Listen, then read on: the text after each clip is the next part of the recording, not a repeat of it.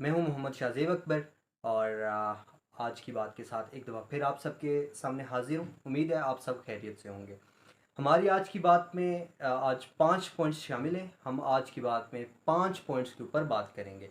सबसे पहले जैसे कि आप सब लोग जानते हैं कि हमारा एक बहुत ज़बरदस्त किस्म का डेलीगेशन इस टाइम तुर्की के टूर पर मौजूद है और आज हम उस टूर के ऊपर बात करेंगे।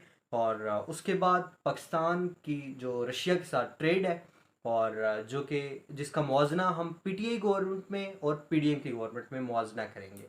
इसके बाद गुज़िश्ता दिनों में हमारे जो फाइनेंस मिनिस्टर साहब हैं उन्होंने एक इंटरव्यू दिया सीएनएन को, जिसमें उन्होंने बहुत से अपने बयानिए हवा में उड़ा दिए और उनको दफन कर दिया। इंशाल्लाह आज हम उस पर बात करेंगे। उसके बाद एक ज़ोरदार जो महंगाई का तूफ़ान चल रहा है, आज उस पे बात करेंगे। और उसके बाद जो हमारी लोड शेडिंग है और जो पावर प्लांट्स कुछ हमारे ऑफ़ कर दिए गए हैं, जिन वजूहात की वजह से ऑफ़ कर दिए गए हैं, और कितनी हमारी लोड शेडिंग और शॉर्टफॉल, जो कितने मेगावाट शॉर्टफॉल होने का खदशा है और क्या मुश्किलात हमें दरपेश होंगी आने वाले दिनों में, कमिंग डेज़ में। इंशाल्लाह आज इन 5 पॉइंट्स के ऊपर बात करेंगे। सबसे पहले हम शुरू करते हैं हमारे प्राइम मिनिस्टर का टूर ऑफ तुर्की। हमने हालिया दिनों में एक वज़ीर हैं, हमारे वफाकी वज़ीर हैं, उनका एक बयान हमारे सामने से गुज़रा, हमारी आंखों से के सामने से गुज़रा और जिस पे बड़ी बहस भी हुई। उनका कहना था कि हमारे पास जो अकाउंट्स हैं वो खाली हैं, बिल्कुल ज़ीरो हैं। हमारे पास निज़ाम चलाने के लिए पैसे मौजूद नहीं हैं, आवाम को रिलीफ देने के लिए पैसे मौजूद नहीं हैं, और ये जो मुश्किल फ़ैसले हैं ये हमें करने पड़ रहे हैं। लेकिन उनका एक जो बयान था इन सब बातों में वो बड़ा अहम था। उन्होंने हमें इसी बयान के दौरान बताया कि उनके पास जहर खाने के भी पैसे नहीं हैं, जिसके ऊपर तो खैर बहुत से लोगों ने जहर पे जितना खर्चा आता है उसको उठाने की हामी भरी और पीडीएम गवर्नमेंट से कहा कि आप सिर्फ खाने के लिए तैयार हो, खर्चा हम उठाएंगे। बट वो एक अलग बहस है। लेकिन कहने का मकसद ये कि ये गवर्नमेंट हमें बता रही है कि उनके पास पैसे ख़त्म हो चुके हैं, वो इस निज़ाम को नहीं चला पा रहे। और मिसाल के तौर पे उन्होंने बताया था कि उनके पास जहर खाने के भी पैसे नहीं हैं। लेकिन साथ ही हमें क्या देखने को मिल रहा है कि एक टूर अनाउंस होता है तुर्की का हमारी गवर्नमेंट की जानब से, जिसकी इश्तिहारबाजी में 34 करोड़ रुपए जोंक दिए जाते हैं। जी हाँ, 34 करोड़ रुपए सिर्फ इश्तिहारबाजी में। और देखने में ऐसा तासुर मिल रहा है कि शायद ये कोई पहला टूर है तुर्की का पाकिस्तान की जानिब से पिछले 70 सालों के दौरान, और शायद कोई अनोखा टूर है ये। इसमें कोई हमें बहुत बड़ी अचीवमेंट हासिल होने वाली है कि जिसकी वजह से अब 34 करोड़ हम इन्वेस्ट कर रहे हैं सिर्फ इश्तिहारबाजी में, बाकी जो अखराजात हैं वो अलग हैं। तो जिस प्रोजेक्ट या जिस टूर के लिए 34 करोड़ रुपए खर्च किए जा रहे हैं, और वो भी ऐसे मुल्क के जिसमें हम एक एक डॉलर के लिए आईएमएफ के मकरूज हैं, उसके गुलाम बन चुके हैं। और एक एक डॉलर आईएमएफ से लेने के लिए हम अब अपनी आवाम को मुश्किलात में डाल रहे हैं, आवाम पे टैक्स लागू कर रहे हैं, आवाम मुश्किल में है। और हम आवाम को क्या बता रहे हैं कि ये हम दिल पर पत्थर रख कर फैसले कर रहे हैं, और ऐसी आवाम के 14 करोड़ रुपए उठा के सिर्फ इश्तिहारबाजी में लगा दिए गए। और वो भी एक ऐसा टूर जिसका कोई एजेंडा ना मीडिया के सामने रखा गया, ना पार्लियामेंट के सामने रखा गया कि ये टूर, इस टूर से हमें क्या हासिल होने वाला है। कोई दिफाई मुआहदे होने वाले हैं, कोई स्ट्रेटजिक मुआहदे होने वाले हैं, कोई माशी मुआहदे होने वाले हैं, पाकिस्तान में कोई इनकलाब बर्पा होने वाला है, जिसके लिए करोड़ों की रकम सिर्फ इश्तिहारबाजी में। इससे तो फिर ये तासुर मिलता है कि जैसे कोई बंदा कुछ गलती कर बैठता है, अक्सर होता है ना, कोई बंदा कुछ गलती कर बैठता है, फिर उसको छुपाने के लिए, अपने आप को साफ दिखाने के लिए, अपने आप को क्लीन चिट देने के लिए वो कुछ और एक्टिंग करता है, कुछ और अपने आप से कुछ और ऐसे एक्ट्स करता है कि जिससे ये सामने देखने वाले को ये तासुर मिले कि मैं क्लीन हूँ। ठीक है, सामने वाले के सामने अपने आप को क्लीन चिट देने के लिए कुछ बंदे ऐसे एक्ट करते हैं, तो शायद हम फिर ये तासुर लें कि गवर्नमेंट कुछ गलत कर बैठी है। ये जो एक इत्तेहाद है, इससे कुछ गलत हो गया है, ये मान लेना चाहिए कि वो सिर्फ इश्तिहारबाजी में एक मकरूज कौम के पैसे वो जोंक रहे हैं। और उसके बाद हम टूर को देखें, टूर के ऊपर 54 बंदों का डेलीगेशन अनाउंस हुआ। 54 बंदों का डेलीगेशन अनाउंस हुआ तुर्की के टूर के लिए। फिर वही बात कि एक ऐसा टूर जिसका कोई एजेंडा हमारे सामने नहीं है कि हमारे वहां पे क्या मुआहदे होने हैं, कौन से मिनिस्टर्स साथ जा रहे हैं, जो मिनिस्टर साथ जा रहे हैं उनका वहां पे कौन कौन से एमओयू साइन होने हैं। इस टाइम हमें माशी मुश्किलात दरपेश हैं। क्या हमारे वहाँ कोई माशी प्लान्स के ऊपर बात होनी है, माशी इस्तेकाम के लिए कोई एमओयू साइन होने हैं, या कोई स्ट्रेटजिक ऐसे इनकलाबी प्रोग्राम वहाँ पे साइन होने हैं? ऐसा कोई भी एजेंडा ना मीडिया के सामने रखा गया और ना ही पार्लियामेंट के सामने। और फिर ऐसा ही होता है कि हमने देखा कि तुर्की के साथ हमारे बहुत ही दरीना तल्लुकात माजी में रहे और अल्हम्दुलिल्लाह अभी भी हैं। और इसी की वजह से जब लास्ट टाइम जो हमारी पिछली गवर्नमेंट के प्राइम मिनिस्टर थे, प्राइम मिनिस्टर इमरान खान साहब, जब उन्होंने टूर ऑफ तुर्की किया तो वहाँ पे जिस गर्म जोशी के साथ उनका इस्तकबाल किया गया, और जब तुर्की के प्रेसिडेंट साहब तैयब एर्दोगान साहब जब पाकिस्तान तशरीफ लाए, यहाँ पे किस गर्म जोशी के साथ उनका इस्तकबाल किया गया। लेकिन इस बार क्या हुआ कि जब ये एक अजीमुल शान डेलीगेशन तुर्की की सरजमीन पर उतरता है, त्यारा वहां पे लैंड करता है, प्राइम मिनिस्टर साहब त्यारे के दरवाजे से बाहर आते हैं, तो आगे तैयब एर्दोगान साहब तो क्या, आगे कोई भी सीनियर वजीर मौजूद नहीं था, कोई भी बड़ा ओहदेदार वहां पे रिसीव करने के लिए, रिसेप्शन के लिए मौजूद नहीं था। ये हम किसी यूरोपीय कंट्री में या अमेरिका में नहीं गए, हम अपने दरीना दोस्त, दरीना तल्लुकात वाले मुल्क टर्की में एक टूर पर गए हैं, और वहां पे आगे एक ऐसा इस्तकबाल मिला कि अपने ही कुछ नुमाइंदों ने वहां पे इस्तकबाल किया, और उसके बाद वजारत खारजा में जाके वजारत जो खारजी उमूर के वजीर हैं उनके साथ मुलाकात हुई, और फिर प्रेसिडेंट हाउस में जाके प्रेसिडेंट साहब के साथ मुलाकात हुई, और 10 से 15 आपकी जो वहाँ के कारोबारी शख्सियात हैं उनके साथ जाके अलग सेमिनार में मुलाकात हुई। मतलब आपके लिए वहाँ पे कोई स्पेशल इंतज़ामात मौजूद नहीं थे। ये तब होता है जब आप एक मैंडेट के बगैर एक गरीब मुल्क के पैसे इश्तिहारबाजी में सिर्फ झोंक दें और बगैर एजेंडे के एक मुल्क में पहुंच जाएं, तो फिर ऐसा ही रिस्पॉन्स आता है।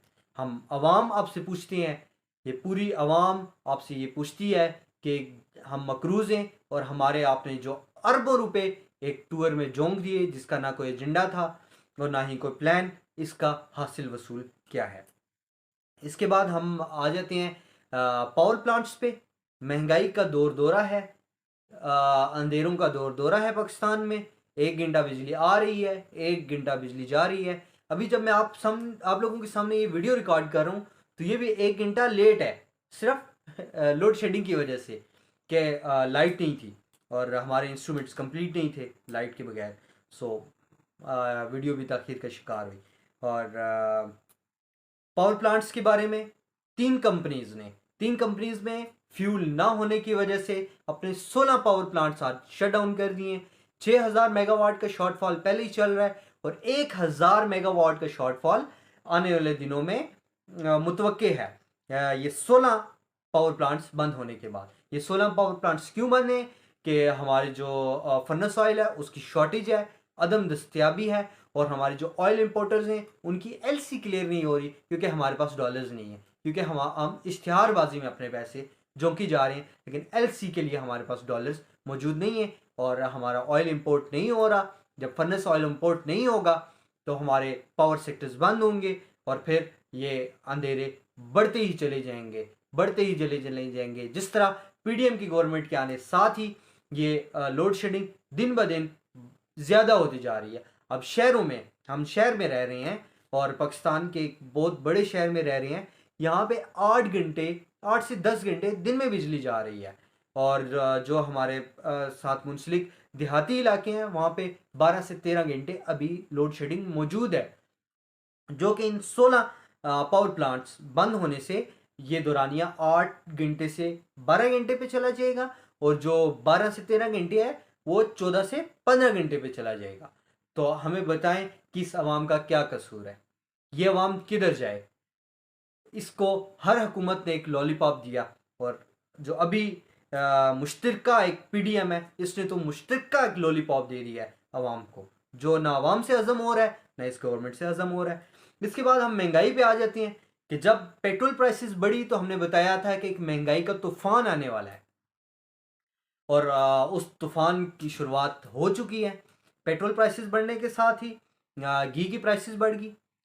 घी की प्राइसेस जो आज रात में 208 रुपये, जो खाने वाला बनास्पति घी होता है उसका 208 रुपये आज के दिन में बढ़े, और जो कुकिंग ऑयल है उसका 213 रुपये बढ़े।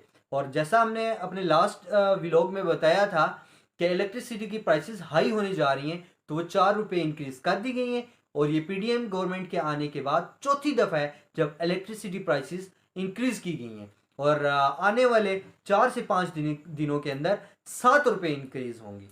और ये सब किस वजह से है, जो हमारे पेट्रोल प्राइसेस इंक्रीज हुई, हम रशिया से नहीं ले सके। हम क्यों नहीं ले सके, ये मेरा नेक्स्ट पॉइंट है। और इस वजह से हमारी लगातार ये जो प्राइसेस हैं ये हाई होती जा रही हैं। इसके बाद हमें बताया गया था कि इमरान खान साहब लगातार झूठ बोलते रहे। यह हमें पीडीएम गवर्नमेंट ने आते साथ ही बताना शुरू किया कि इमरान खान साहब और पीटीआई के वजीर मशीर झूठ बोल रहे हैं कि हमने रशिया के साथ कोई मुआहदा किया है। यह हमारे मीडिया हमें बता रहा था कि खान साहब झूठ बोल रहे हैं, हमारे पास ना कोई रिफाइनरी है ना कोई मुआहदा है रशिया के साथ कि हम रशिया से कुछ डील करने जा रहे हैं, और ये हवाई बात है।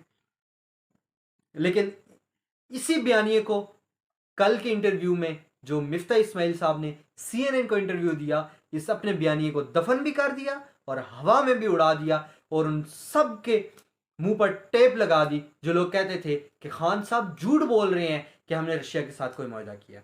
कल सीएनएन को इंटरव्यू देते हुए हमारे फाइनेंस मिनिस्टर मिफ्ता इस्माइल साहब ने हमें बताया कि पीटीआई गवर्नमेंट सिर्फ पेट्रोल के ऊपर बातचीत कर रही थी रशिया के साथ, और सिर्फ पेट्रोल के ऊपर मुआहदा करने जा रही थी, और सिर्फ पेट्रोल इंपोर्ट करने जा रही थी रशिया से।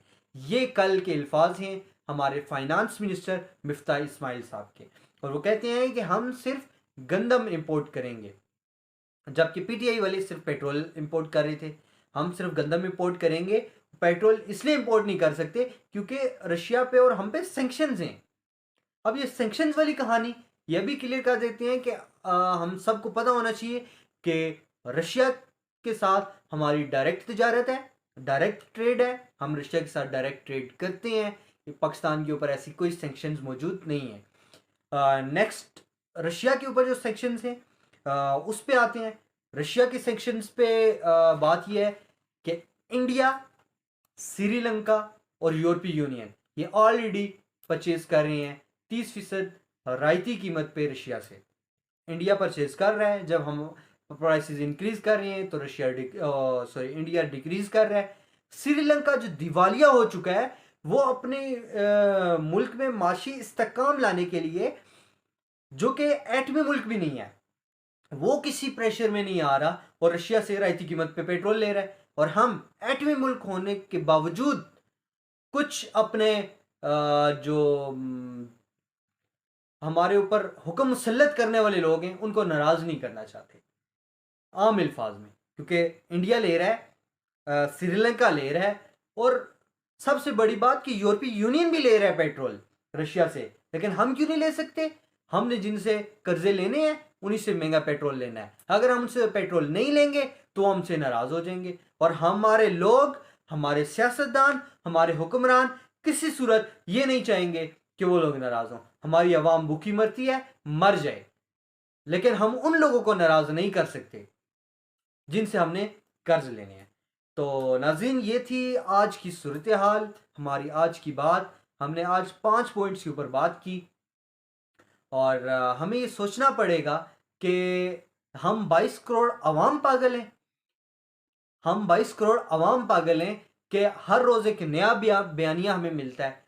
कभी महंगाई मकाऊ मार्च का एक रेला निकलता है, वो एक ट्रक निकलता है, वो एक कंटेनर निकलता है, लेकिन अपनी गवर्नमेंट आने के बाद उसी ट्रक और उसी कंटेनर के टायरों में से हवा निकल जाती है और हमें फिर बताया जाता है कि इमरान खान साहब सस्ती चीज़ें दे रहे थे, हमने अब जो गलती थी उसकी इस्लाह की है और अब उनको महंगाई पे आपको रिलीफ देने के लिए ये महंगी चीज़ें दे रहे हैं। वो जुल्म करते थे और हम आपको रिलीफ दें। तो हमें ये सोचना पड़ेगा कि हम ये 22 करोड़ जो अवाम है हम पागल हैं या हम पे मुसल्लत कुछ ये टोला ये पागल। आज की बात के साथ शादी बकवर को इजाज़त दें। इंशाल्लाह फिर नेक्स्ट किसी टॉपिक पे आपसे मुलाकात होगी।